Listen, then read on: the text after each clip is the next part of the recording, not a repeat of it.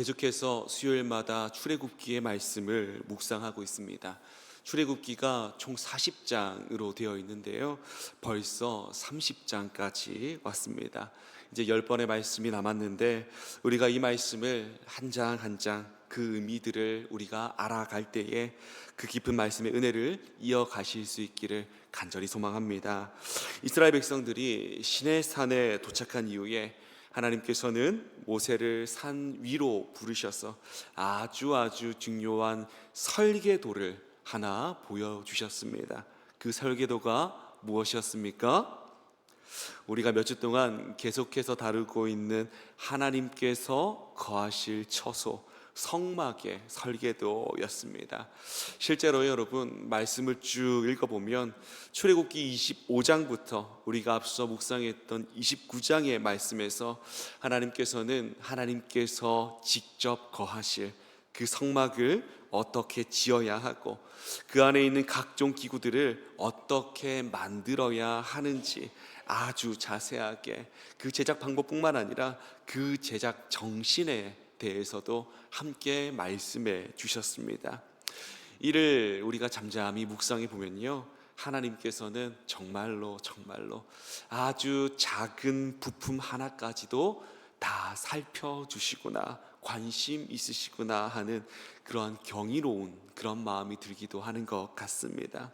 그리고 29장의 말씀에서는 지난주 우리 조 목사님께서 말씀을 전해주셨는데요, 제사장을 세울 때 그냥 세우는 것이 아니라 정확히 어떠한 기준을 가지고 제사장을 선출해야 되는지, 그리고 그 거룩한 직분을 감당할 제사장을 어떻게 위임할지에 대한 그러한 규례들을 함께 다루었습니다.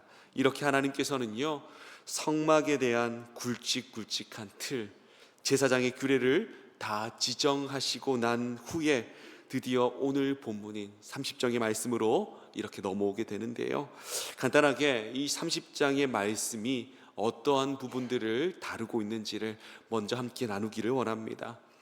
오늘 본문 30장의 말씀을 보면 성막 안에서 이루어지는 추가되는 그런 여러 가지 규례들이 등장하는 것을 볼 수 있습니다. 향을 피우는 분향단이 나오고요, 백성들이 성소에 내어야 할 거룩한 속전, 생명의 속전에 대한 지침들, 그리고 제사장의 손발을 씻어야 하는 물두멍과 거룩한 기름인 관유에 대한 말씀까지, 이렇게 여러 가지 지침들과 규례들이 쭉 기록되어 있는 것을 보게 됩니다. 사랑하는 성도 여러분, 우리 하나님께서는요, 왜 이렇게 복잡하고 그리고 세밀하게 성막의 기구들과 규례들을 계속해서 강조하시면서 말씀하고 계실까요? 우리 한번 생각해 보기를 원합니다. 왜 하나님께서는 이 내용들을 짧은 한 장에 함축시켜서 말씀하신 것이 아니라 여러 장에 걸쳐서 아주 세밀하게 기록하여서 우리에게 알려주고 계시는 것일까요? 왜 그러셨을까요? 여러분, 성막은 거룩하신 하나님께서 이 땅에 내려오셔서 자기 백성들 한가운데 함께 거하기 위해 직접 만드신 특별한 공간입니다. 특별한 공간이에요. 그러니까 하나님께서 이 연약한 백성들을 너무나도 사랑하셔서 더욱 가까이서 친히 사랑하기 위해서 만드신 사랑방도 같은 그 공간이 바로 성막이다라는 거예요. 그런데 여러분, 여기서 문제가 하나 있습니다. 여러분, 이 성막이 세워진 공간이 어디입니까? 거룩한 이 성막은요, 거룩하신 하나님의 나라에 세워지지 않았습니다. 이 성막은요, 이 땅에 세워졌습니다. 이 땅 가운데. 여러분, 이 땅은 어떤 공간입니까? 요한일서 5장 19절의 말씀에서는 이렇게 이야기하고 있어요.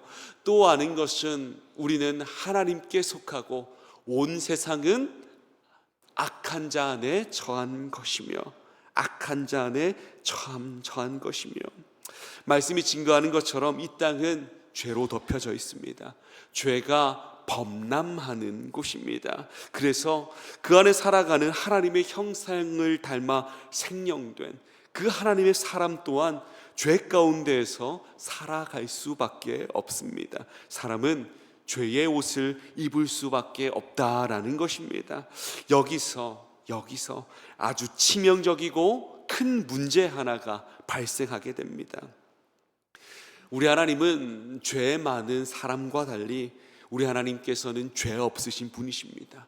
말 그대로 거룩하신 분입니다. 그 하나님께서 이스라엘 진영 가운데에 이 땅 위에 성막을 만들어 그 가운데 친히 거주하시는데 밖으로는 무엇이 있습니까? 죄인들이 있어요. 사랑하여 택했다라고는 하지만 늘 원망과 불평을 달고 사는 죄인들이 넘쳐나는 거예요. 여러분, 이 죄인들이 하나님을 볼 수 있을까요? 없을까요? 하나님을 결코 볼 수가 없습니다. 하나님의 그 거룩함을 감당할 수가 없습니다. 그런데 여러분, 하나님께서는요, 그 죄인들과 마주하고자 하셨습니다. 소통하고자 하셨습니다.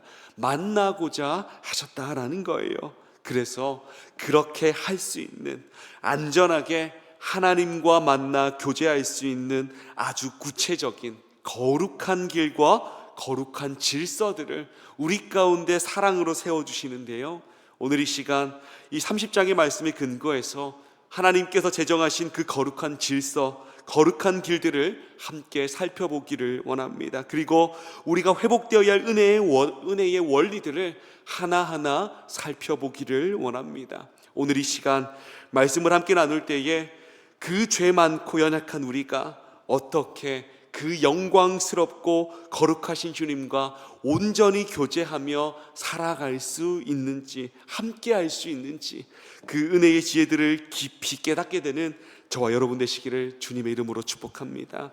첫 번째, 하나님과 온전히 교제하기 위해서 우리가 가장 먼저 기억해야 될 것은요, 내 생명을 대속하신 그 은혜들을 철저히 인정해야 하는 것입니다.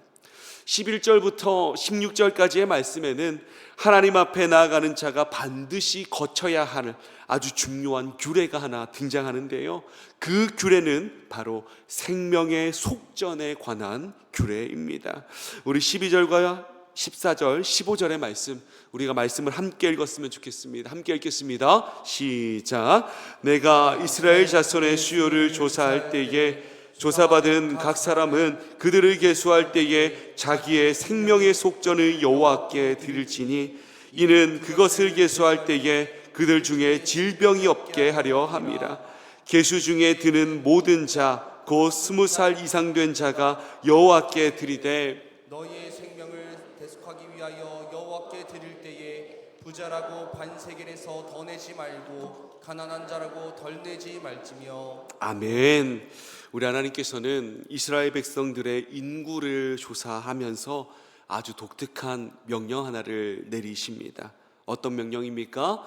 20살 이상 된 자의 숫자를 셀 때에 그들 각자가 하나님 앞에 생명의 값, 즉 속전을 내어야 한다라는 것입니다.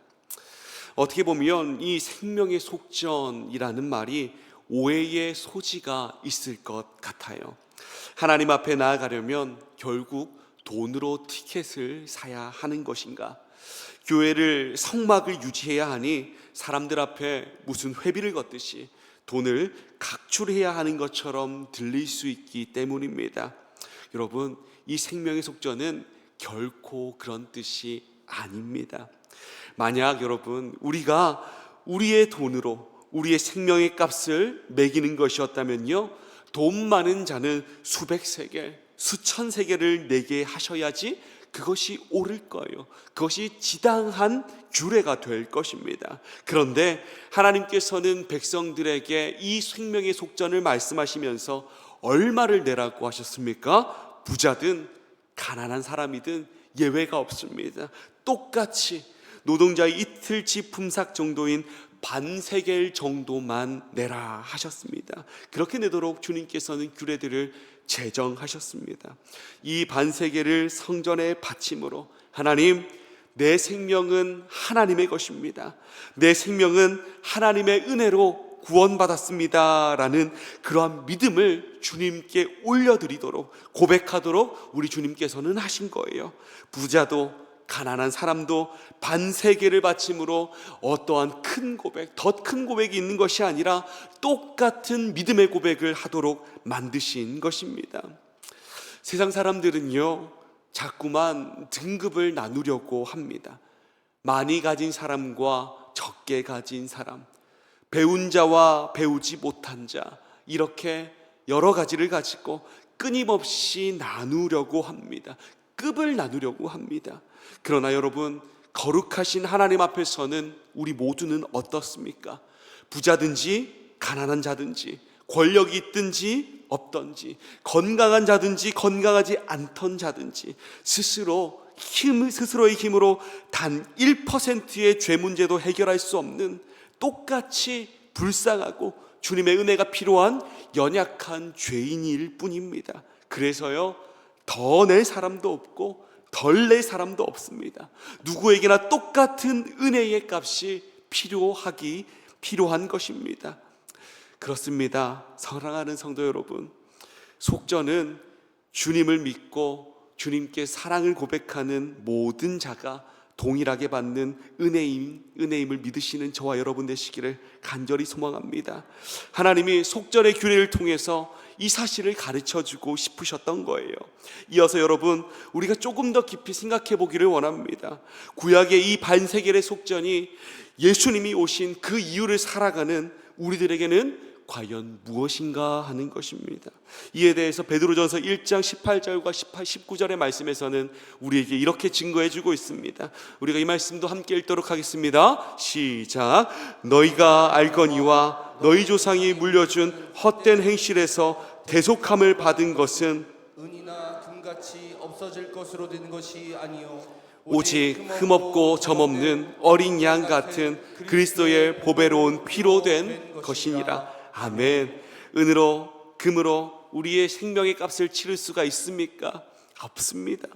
오직 우리를 위해 영원한 생명의 속전되어 주신 예수님의 그 십자가의 보혈로 우리는 그 생명의 값을 치는 줄로 믿으시기 바랍니다. 예수 그리스도의 십자가 보혈만이 우리의 유일한 속전임을 믿으실 수 있기를 간절히 소망합니다. 사랑하는 성도 여러분, 이것이 우리가 거룩하신 하나님께 나아가야 할 때에 가장 먼저 회복되어야 될 마음이에요. 하나님 앞에서는요, 나의 공로나 내 지갑의 물질이나 세상의 타이틀을 가지고 나아갈 수 없습니다. 오직 주님, 저는 내세울 것이 하나 없는 연약한 죄인입니다. 오직 나를 위해 생명의 속전으로 십자가의 피를 흘리신 예수님의 공로, 그 은혜 하나만을 의지하여 주님 앞에 나아갑니다. 이러한 철저한 겸손과 십자가의 대속을 인정하는 그러한 마음이 우리 가운데 있기를 주님의 이름으로 축복합니다. 이렇게 십자가의 은혜로 내 생명의 값을 치렀다면, 그것을 우리가 인정한다면 이제 우리는 어떻게 해야 하는 것일까요? 나는 구원을 받았으니 이제는 다 끝났다 하고 그 자리에서 멈추어도 괜찮은 것일까요? 여러분, 그렇습니까? 그렇지 않습니다. 우리는요, 발걸음을 가지고 나아가야 합니다. 우리 하나님께서 계신 저 성막 안으로 더 깊이 들어가야만 하는 것입니다.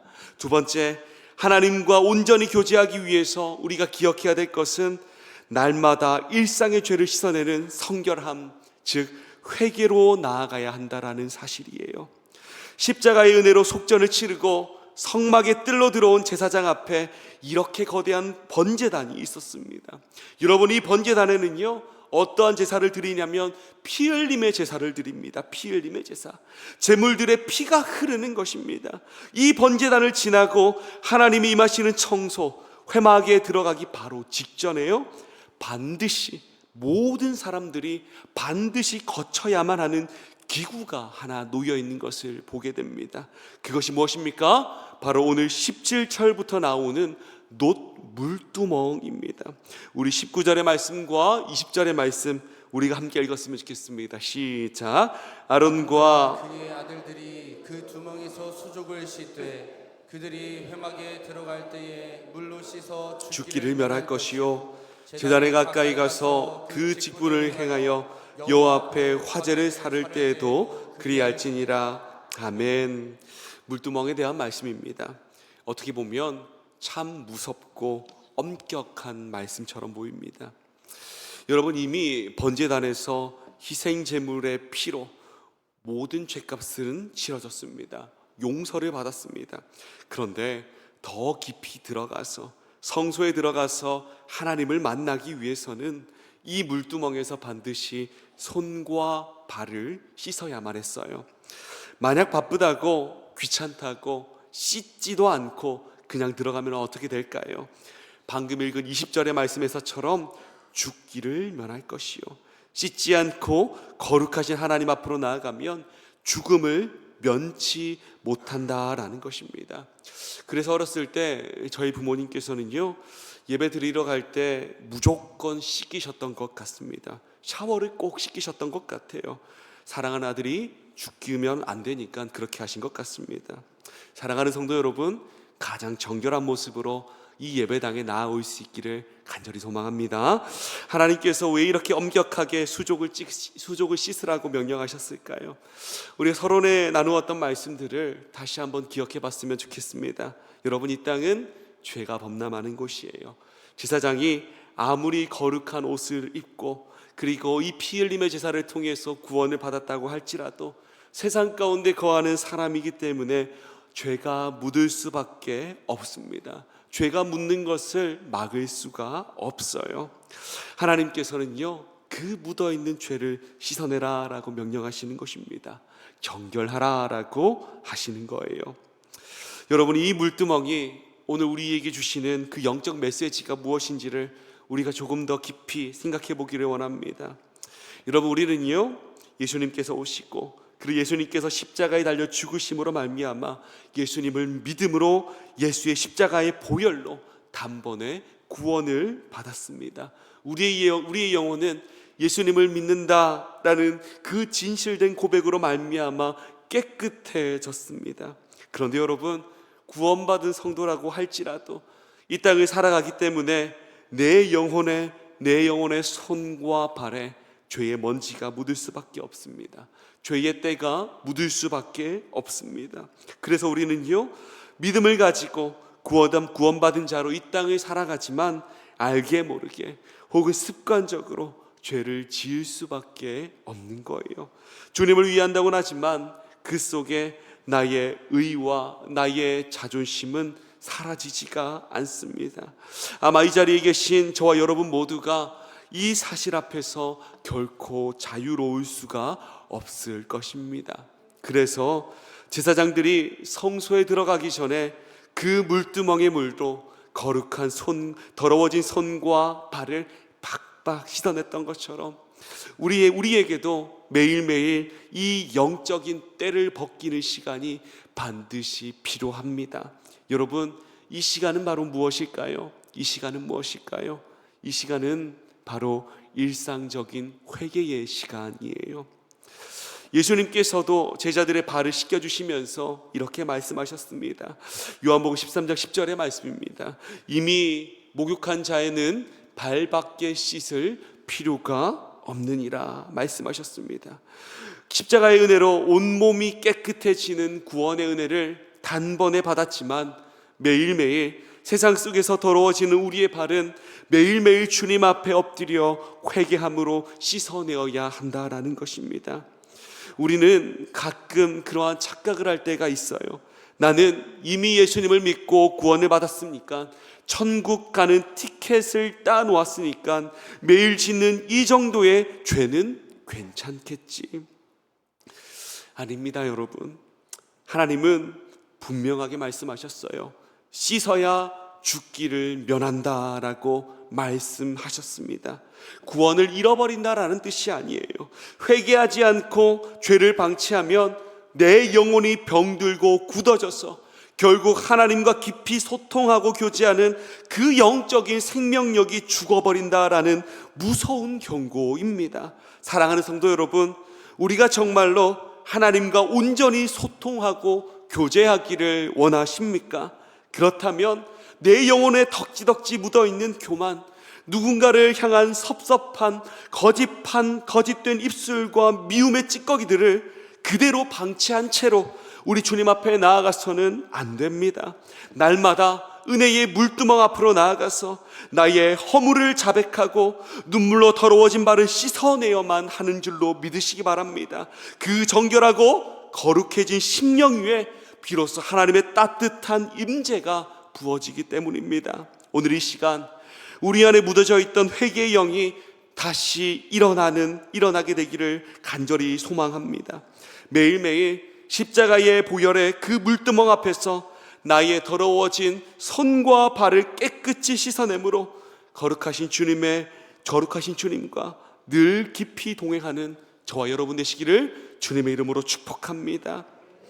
자, 이렇게 물두멍에서 일상의 죄를 깨끗하게 씻어내었다면 이제 마침내 제사장은 성막의 안쪽, 즉 성소 안으로 들어가게 됩니다. 그리고 그 깊은 성소, 깊은 곳에 거룩하신 하나님께서 계시는 지성소 휘장 바로 앞에 놓여 있는 기구가 하나 있어요. 바로 오늘 말씀의 핵심인 바로 분향단이라는 기구인데요, 마지막 세 번째입니다. 하나님과 온전히 교제하기 위해서 우리가 마지막으로 기억해야 될 것은 내 방식과 나의 고집을 버리고 끊임없는 기도의 향을 피워야 한다라는 것입니다. 오늘 본문이 7절부터 9절까지의 말씀 우리가 마지막으로 함께 한 목소리를 읽도록 하겠습니다. 시작. 아론이 아침마다 그 위에 향기로운 향을 사르되 등불을 손질할 때에 살을 찌며 또 저녁 때 등불을 켤 때에 살을 찌니 이 향은 너희가 대대로 여호와 앞에 끊지 못할지며 너희는 그 위에 다른 향을 사르지 말며 번제나 소리제를 드리지 말며 전제에 술을 붓지 말며. 아멘. 하나님께서는 제사장 아론에게 분향단에서 아침과 저녁으로 끊이지 않게 향을 피우라라고 명령하십니다. 여러분, 이 향이 뜻하는 것은 무엇일까요? 요한계시록 5장 8절의 말씀에서 이 향에 대해서 말씀하고 있습니다. 이 향은 곧 성도들의 기도다라고 분명하게 말씀하고 있습니다. 그렇습니다. 사랑하는 성도 여러분, 거룩하신 하나님과의 참된 교제는 멈추지 않는 기도를 통해 이루어집니다. 십자가의 은혜로 생명의 값을 치르고 은혜의 물두멍에서 회개함으로 정결해진 성도가 도달해야 할 가장 영광스러운 자리가 바로 이 기도의 자리인 줄로 믿으시는 저와 여러분 되시기를 소망합니다. 그런데 여러분, 오늘 본문의 9절에 보면 아주 중요한 경고 하나가 나오는 것을 보게 됩니다. 9절의 말씀 잠깐 띄워주시겠습니까? 9절의 말씀에서 이렇게 말합니다. 너희는 그 위에 다른 향을 사르지 말며. 하나님이 정해주신 향이 아니라 내 마음대로, 내 방식대로 아무 향이나 섞어서 피워 올리면 안 된다라는 것입니다. 사랑하는 성도 여러분, 우리의 기도가, 우리의 신앙생활이 분명히 이러해야만 합니다. 우리가 하나님께 기도의 향을 올려드릴 때에 내 이기적인 정욕, 내 꺾이지 않는 고집, 세상의 방식을 잔뜩 섞어서 올리는 결코 다른 향이 되어서는 안 됩니다. 내 뜻을 억지로 관철시키는 것은 참된 교제가 아니에요.